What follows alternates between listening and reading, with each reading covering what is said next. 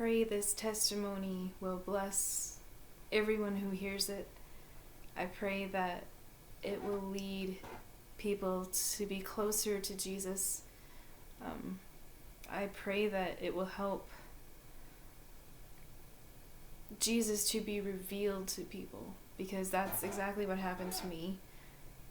So my story begins, I was about 6 years old when my father was saved, and from that moment forward we immediately started going to church. And both of my parents are born-again believers, and I'm so thankful that the Lord put me in that kind of family and that kind of upbringing.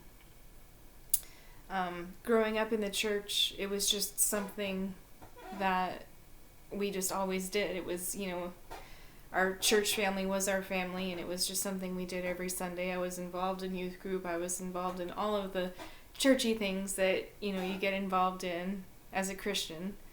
And I lived my life as a good Christian girl should, And of course, as I started getting older, I started questioning a little bit, as most of us do. And getting into my early teens, I remember looking at my fellow believers at church and seeing how some of them had this relationship with Jesus that I just didn't seem to have. And so I began to pray earnestly. About 12 years old I began to pray this prayer that, Lord, please give me what these other people seem to have that I don't. And year after year went by, and the prayer was unanswered because I was under the wrong belief that I had to live a good life. I had to avoid sin. I had to be a good person in order to have a relationship with Jesus. And of course, by the time I was in my early 20s and going to college, it made it so easy for me to become bitter and to walk away from the church. And at 22 years old, that's exactly what I did. I began to live a homosexual lifestyle. For many, many years, I was never with a man, and was into all kinds of things, just doing my own thing, living life the way I wanted to. And as I got further and further away from the Lord, I began to just get into all kinds of things. I was involved with the occult. I practiced Wicca. I had a Ouija board. I had all kinds of those things, and I was very involved in all of those things. And my last relationship before I met Joseph, I was in an 8-year relationship with a person who thought they were transgendered, and that was a very abusive relationship. I was involved in drugs, alcohol, all of those things with this person, and it was an interesting life. I did a lot of things. I'm not a proud person of any of that. All of those things that I did, it all led me to where I am now. But anyway, towards the end of my relationship with that person, as I was getting so tired of the abuse, and it was not just verbal abuse, it was physically abusive.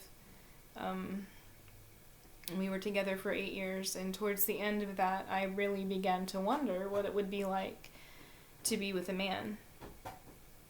And in early spring of 2015, I moved to Florida, Gainesville, and my next door neighbor, his name is Joseph, really good man, Army veteran, very nice guy. He helped me get out of that abusive relationship, and of course we ended up together, he and I, and of course we were living in sin. But this is where God is so amazing. This is where the love of God really just shines through, because in that moment, in those moments with Joseph, as bad as it was, that is where the Lord showed me his intent in creating men and women, his intent in creating a godly marriage. And I began to understand but I still wasn't saved.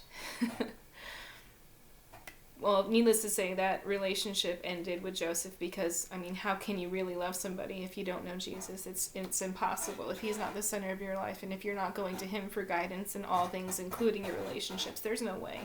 There's no way that a relationship would last. And of course it didn't last. And that was where the Lord found me. And that's where I just fell on my face before the Lord, and I said, okay, God, you win, because life without you is no life, and I'm yours.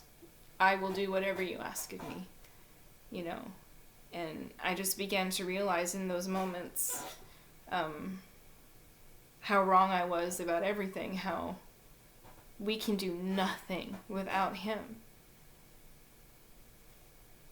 And that night, when I fell to my knees before him, he told me, I was with you every step of the way. I never left you. You may have ignored me, but I never once left your side. And I realized how right he was. I looked back on all of the harrowing times that I was in that bad relationship, all the things that could and should have killed me but didn't. And it truly was the hand of the Lord. And even in my sin, how much he loved me and cared for me. And that really struck home. And that's when I really began to understand that it is not anything we do. It is nothing that we can do to be in a relationship with the Lord. It is all Jesus. It is all Jesus. And that's why, you know, a lot of folks will say, oh, well, you know, you should give your testimony concerning the homosexuality because, you know, so many people need to hear that. I'm thinking, in a way, yes, but it's not any one sin that separates us from God. It's all sin. And we all focus so much on these, you know, little sins that we put into boxes and, you know, that's what separates us from God. No, it's sin itself, and we need Jesus. That's really just the bottom line. Life without him, there is no life without him. And that's really the main focus of this testimony. And my life has been completely changed. I no longer believe in the works will save you, because they don't. No matter how good we are, our goodness is still filthy rags. We fall so short, and we need Jesus to pour out his grace on us. And my life has never been the same. And I'm so grateful and thankful for his salvation. And I pray that this story will reach the ears that need to hear it. Thank you for listening.